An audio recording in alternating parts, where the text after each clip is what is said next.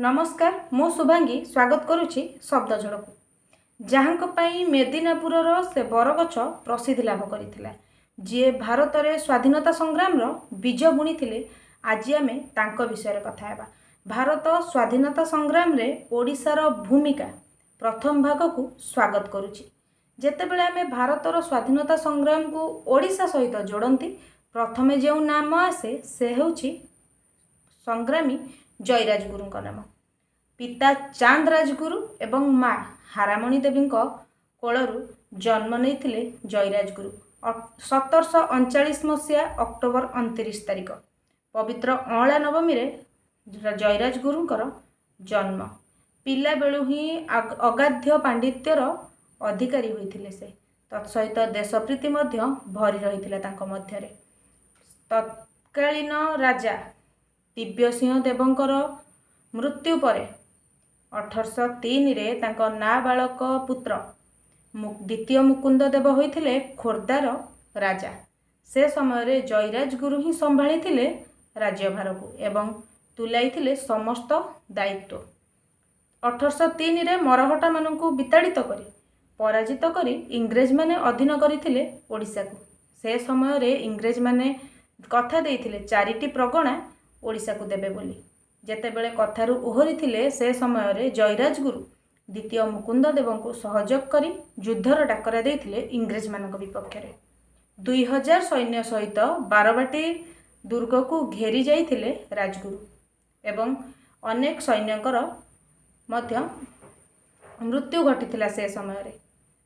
तापरे राजगुरु मुकुंद देव को बंचाइबा को जाई निज मुंड को नहीं जाइथिले समस्त दोष। परवर्ती समय रे किछि देशद्रोहींकर चक्रांतरे फसीथिले जयराज गुरु।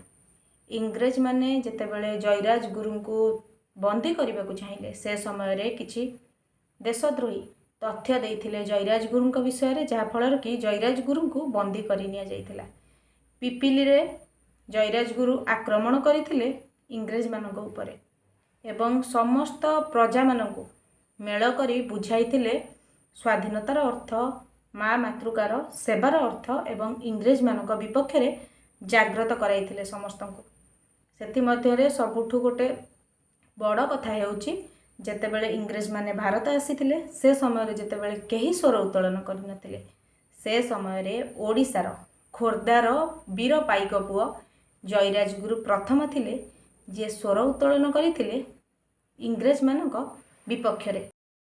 शंभु भारती नामक जड़े सन्यासी सहयोग रे जयराज गुरु समग्र ओडिशा रे लोकों को सचेतन करथिले इंग्रेज मानक विपक्ष रे एकाठी करथिले एवं बरुणेई पहाड़ रे जयराज गुरु बनौथिले युद्धर सबु प्रकार योजना।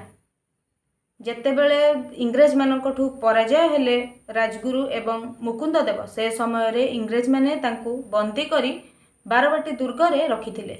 किछि दिन परे मेदिनीपुरर से प्रसिद्ध बरगछरे तांकू जीवित अवस्था रे 2 खंड करी मझिरु चिरी दिया जाइथिला एवं निर्मम भावे तांकू दंडित करा जाइथिला हत्या करा जाइथिला जहा आज मध्य प्रत्येक ओडियार मन रे एवं हृदय बसा बांधी रही थाए से वीरंक पई वीरंकर गाथा को नहीं एवं सबु बेले सम्मान प्रदर्शन करी आसे प्रतिटी ओडिया जयराज गुरुंक पई। से होचंती प्रथम संग्रामी जी इंग्रेज मानक द्वारा हत्या होइथिले एवं निर्मम भावे दंड पाइथिले जो भली दंड आज पर्यंत भारत इतिहास रे कहा को मिलिनी।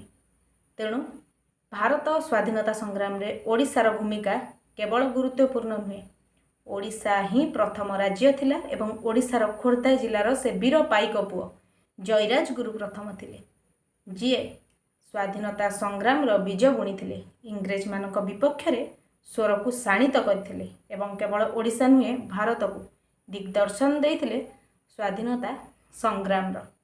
आज पई एतिकी द्वितीय भाग रे आउ गोटे चमत्कार तथ्य सहित आपणक पाखरे भेटी देबु स्वाधीनता संग्राम रे ओडिशार भूमिका कौन रही।